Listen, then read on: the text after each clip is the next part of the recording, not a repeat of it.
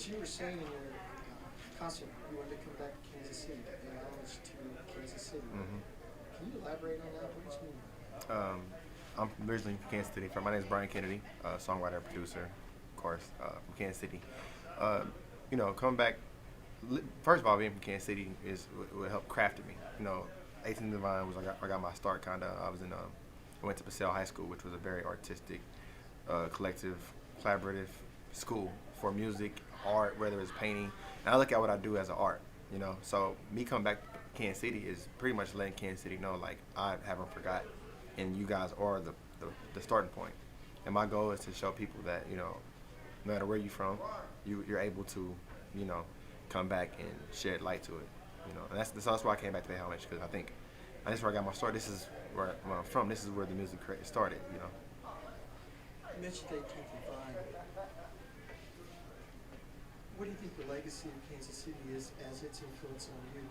I feel like jazz being the main style that I incorporated my music from Kansas City is where, ultimately, Charlie Parker, Duke Ellington, all these guys came here, and they played. It was called the foundation, and a lot of the musicians and a lot of classes I took and programs I was in was on that particular place. So the legacy of Kansas City for me on the music tip is I identify Kansas City with it.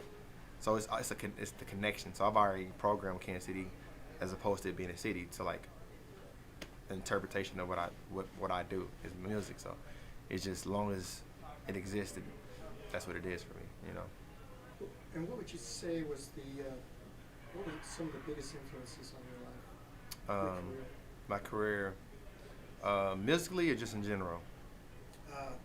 Literally like my influences from Stevie Wonder to Brian McKnight to anywhere from Tiger Woods. Winners, people who win because that's what they wanted. That's what they are about.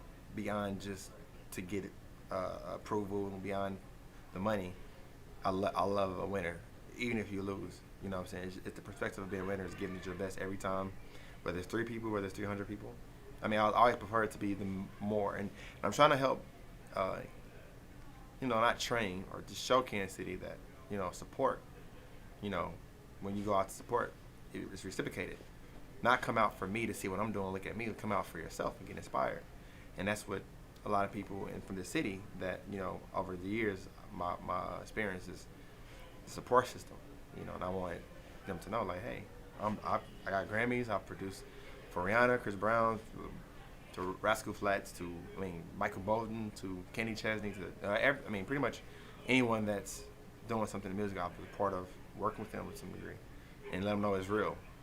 That's one thing I want to feel that when I was here, because Kansas City has an industry, a creative industry, but it doesn't have technically a music industry on a main scale in a sense. There's all types of music here, country, gospel. But from a major stream marketplace like LA or New York or Atlanta or Nashville, Did you get any influence from the church, or did you play in church? Yeah, I grew up playing in church for sure. I grew up. I love praise and worship music. Like that's, to me, it's not even contemporary. It's just beautiful. That's where the emotional side of my music comes from, is praise and worship.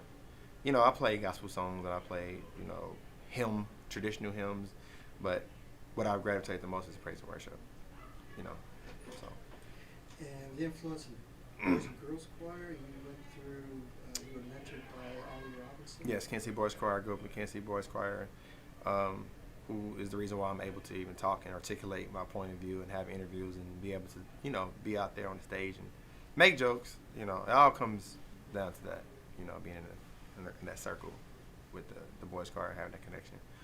If there was one thing that you would say allowed you to persevere to be where you are today, what might that be? I'll say God, first and foremost, and having a support system for my family.